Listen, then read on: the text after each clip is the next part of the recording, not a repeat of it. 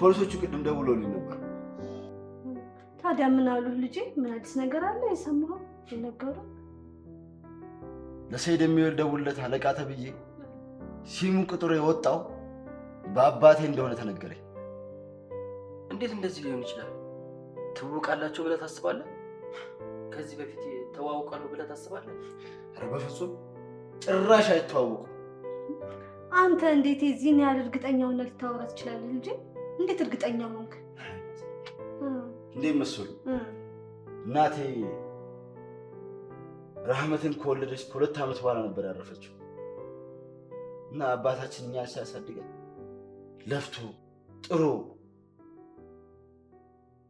ሱቅ በደረቴ እየሰራ ስራ ሳይንቅ ለዚህ አደረሰ። አልሐምዱሊላህ የሱ ልፋት ለኛም ተረፈ።